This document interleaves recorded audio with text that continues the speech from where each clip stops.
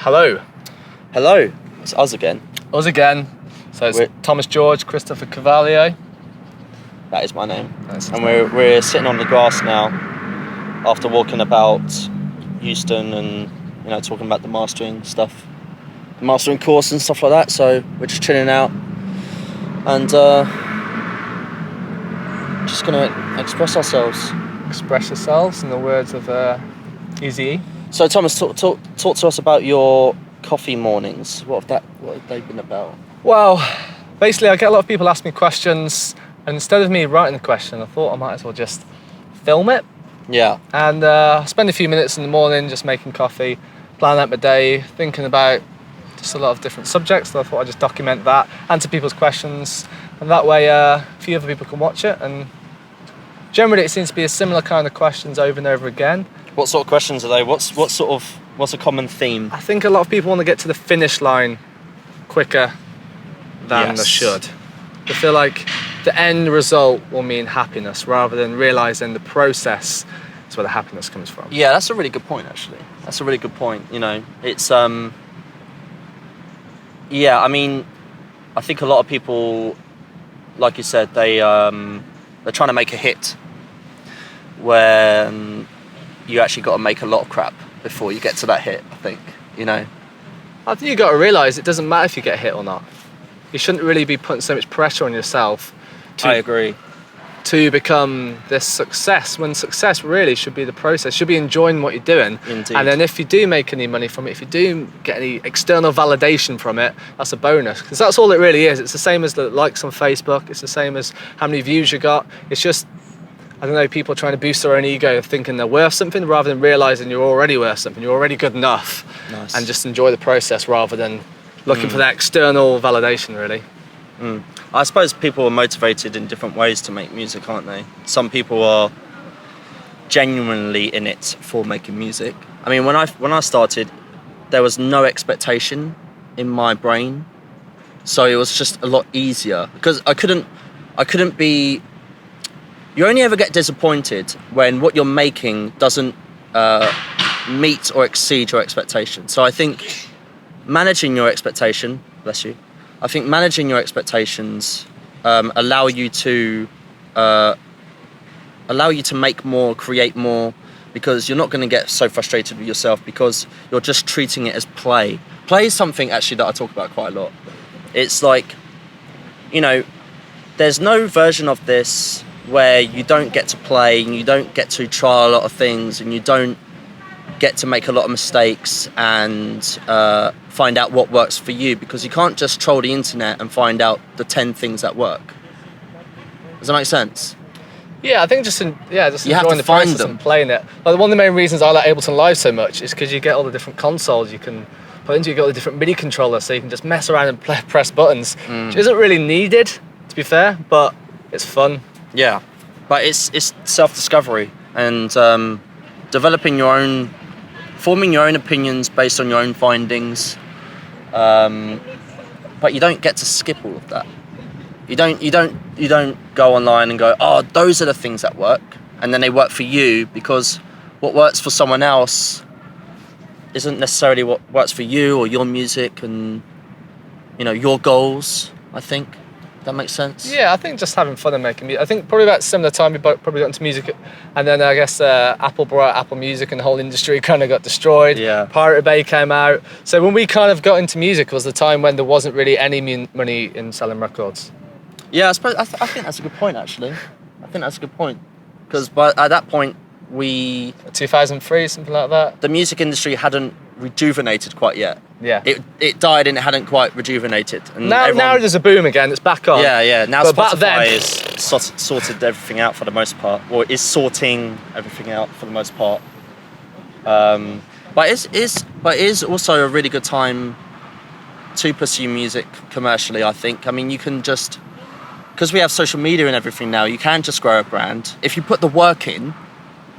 You can just grow a brand and then do everything yourself via distribution, I mean, I released something and it just went out to all of the stores, it's great. Is it as quick or as overnight as getting signed by a label is? No, but how, but at the same time, you can't just guarantee that a label's going to sign you or whatever. But at least this way, you have full control over your brand and your creative output, etc.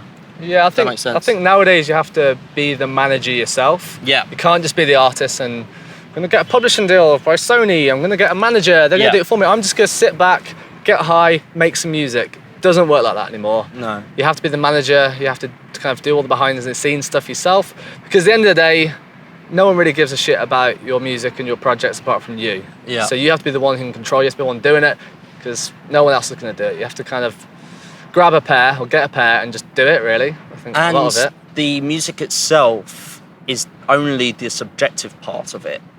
What isn't subjective is building your brand, telling your story, kind of building a business around it.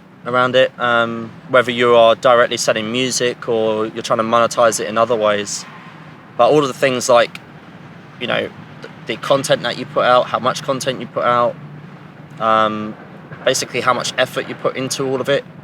Because when there's a line, right? If you're just doing music as a hobby, you don't have to think about any of this stuff. You could just play. You could just do what you want because you don't have any expectations. But if you do pursue something commercially, that's completely different. The music doesn't have to change, but the accountability and the effort that needs to go into building the brand, or doing live shows or selling merchandise, if you're trying to make money out of it, then you have to be accountable for yourself and for doing all of that stuff. We were talking about this earlier. I think the main thing is offering value that's a lot higher than the money someone's going to give you for it. Because the last thing you want to do is rip someone off, be sleazy. What you really want to do is give someone a genuine product or service that's worth so much more than the amount of money they're paying. Yeah. We live in a world today where we can digitally distribute a lot of this, so we can make this a lot easier for some people, and we can still offer them a ton of value. Or if you're doing calls on Skype, for example, you can talk to people anywhere in the world pretty much with strong internet connection. So add value to the music itself. That's a good point. Like 10, 15 years ago, someone had to come around your house or come around your studio. Now you can just do stuff on Skype. You can make a video course that can be sent out to thousands of people and still make sure it's really high quality. Yeah. But it's just, there is advantages of this digital age. Of course, the main disadvantages, people aren't really going to buy your music as per se. They could still buy stock music, they could still license you for films and TV and stuff, but they're not necessarily going to buy your album in the traditional sense of buying a CD or a vinyl, but they still might. We'll see what happens, but I think it's realistic to not have an expectation of making millions of selling records.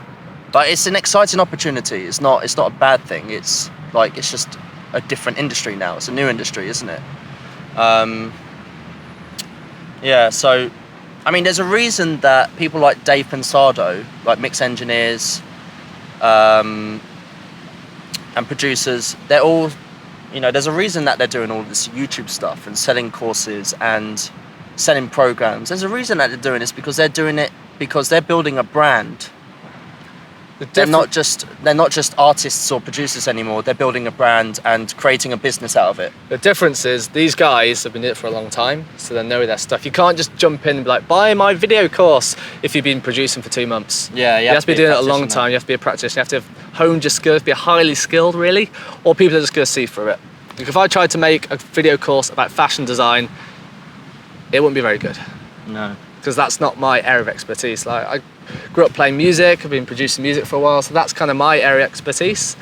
And just realised, it's going to take you a while to get good, but good still subjective. What does good even mean? Yeah, that's only the subjective part. But what isn't, like I said, is the efforts that you make to building your brand. Like things like regularly contributing to the community online, creating content.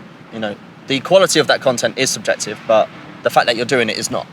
Yeah, well, it needs to be quantity and it needs to be quality. Yeah, both. You can't just put out pictures of poo emojis all the time. Yeah, been there. It's been there. Yeah, that was a weird one. Yeah. No, but it's that quantity, quality thing. That's a good point. Like, so many people are kind of one-dimensional. They're like, oh, it's only about quantity or it's only about quality. In fact, they are actually two sides of the same coin. The quality comes with the quantity. You know, you don't just get good at something without doing a lot of it anyway. You know, like making videos, making music. The quantity makes the quality happen over time, I think. Yeah. If that makes sense. The other thing is just it doesn't have to be perfect. No. We're talking about quality, but at the same time, it doesn't have to be perfect. Like there might be a little mistake in this video. I might mumble a word, but it doesn't matter. People are going to forgive you. You don't have to make it too perfect. If anything, if it's too perfect, it's kind of a bit boring. You want a bit of edge, you want a bit of improv in there. Like my videos now, I don't script them. I used to use a teleprompter and read word for word, and it was so rigid. Now I just speak. As long as you know what you're talking about, you know your content, it's a lot more fun, it's a lot more free, and it takes you a lot less time to do, so you can put more of it out. If the value is there, that's all that matters. Like, you know, if they've gone into your thing, whatever that thing is, for a reason, and you deliver on that reason and then some, but there's a few mistakes in there, it doesn't matter, because they've got what they came for, if not more. You know, even if there's like a small technical issue in the video or something like that, but if the information, if it's there, if the quality, you know, not the sort of technical quality, but the quality of the information is there, what they're there for, then it's good. Yeah. Yeah, I think that's a good point, like embracing progression over perfection. Because you can't attain perfection. And, well, perfection's also, it's not up to you how perfect your stuff is, it's up to the other person, actually. Yeah. Because there are some pieces of music, for example, that I deem perfect, but you might not deem perfect. Yeah, like, I don't know, like, you know? Firebird by Stravinsky, I'd probably say that's a perfect piece of music, but Stravinsky probably like, perhaps. I really don't think perfect exists. Eye of the beholder. Or yeah, eye of the beholder, ear beholder. So. Ear of the beholder in this case, I suppose. Anyway, so we're out in a park in London, and there's a big gang of people behind us. I wonder what they're doing. I think it's a cult. It's a cult. Look like they're playing Pass the Parcel. But maybe they think we're a cult. But yeah. 2 people don't make a cult, I don't think. Yeah. It must be at least 5. So yeah, just thought we'd share some thoughts with you. Yeah. Hope there's value in this for you guys. If not, just let us know. Yeah, comment, question, feedback, subscribe, like. DM us or whatever. Or DM me. MySpace. MySpace, yeah. Bebo. We're videoing this from 1999 on AOL.com. Yeah, AOL. Do you remember Ask Jeeves? Yeah, Ask the Google Jeeves. before Google, wasn't it? Google before Google. Anyway, thanks for watching this video. Hope you enjoyed it. Cheers.